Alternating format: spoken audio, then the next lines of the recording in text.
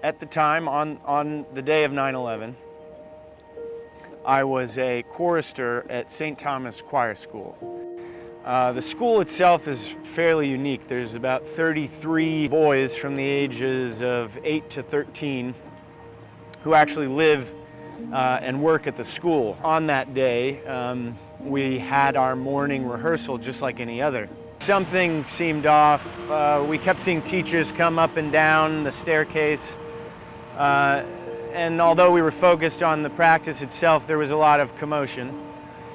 So eventually the rehearsal was called, and they sent us to the library, which is this beautiful two-story library with these large windows that overlooked, you could see a little bit of Central Park and across the street. Eventually, so we had some of the teachers and mentors go around and actually explain it to us, that planes had hit the towers.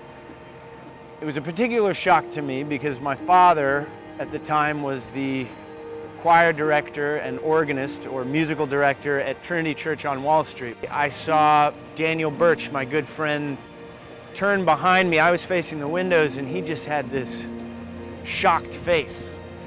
And there, standing on the top steps, I didn't recognize the person. He was, like Hamlet's father, just ghostly visage, just completely white from head to toe. I mean, every hair follicle was covered in dust. And although it took me a second, I finally realized that it was my father. He was worried for my safety, which is why he ran the 3.5 to 5 miles, depending on how you got there. That was how I finally got to see my father on 9/11. Everyone in the school was affected. This was my story, but every single person who went to school there and taught there and was affiliated to that church and that city has their own story. And I saw, in the 6 degrees of separation, every single New Yorker come out and do what they could. Neighbors bringing over canned food and everyone cooking together, apartment complexes. My father not skipping a beat, and he knew that they would need blood, and that's at least one thing he could do. And really that was the story of every single New Yorker. That feeling that it instilled that you can't take safety for granted, the feeling of serving others and the feeling of community and coming together were all things that I remembered. And there was no question that the Air Force would be an answer to pretty much all of those. The community, the response, the service, and doing something to help the continuation of that safety and security.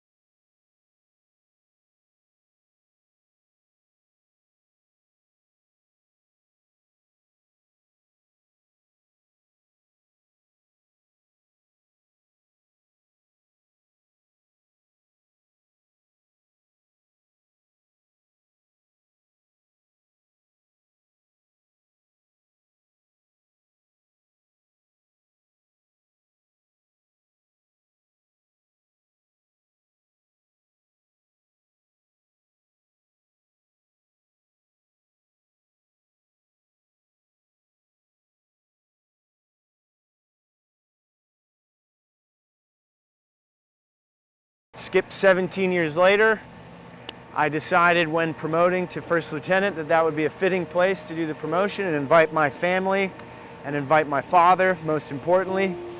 And it was a great disguise, or a guise in which to also pop the question to what would be my future wife and also Air Force officer, Lieutenant Chance.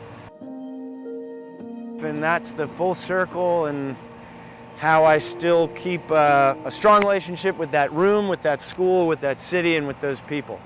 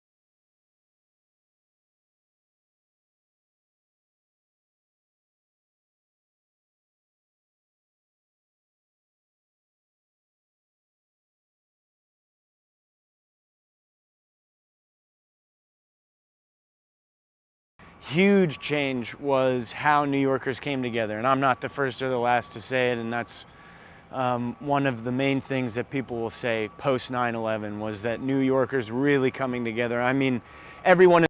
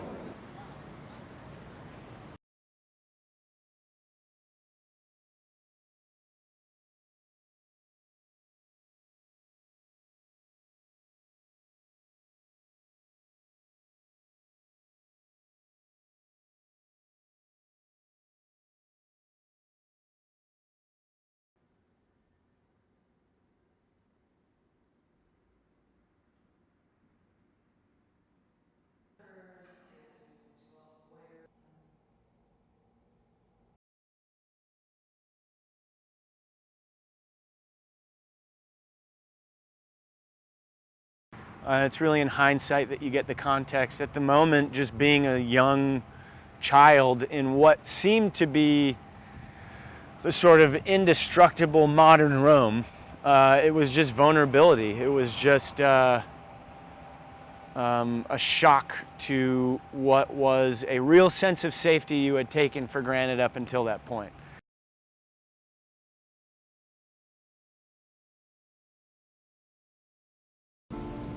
Today our nation saw evil, the very worst of human nature, and we responded with the best of America. America and our friends and allies join with all those who want peace and security in the world, and we stand together to win the war against terrorism. This is a day when all Americans from every walk of life unite in our resolve for justice and peace. None of us will ever forget this day. Yet we go forward to defend freedom and all that is good and just in our world. Thank you. Good night, and God bless America.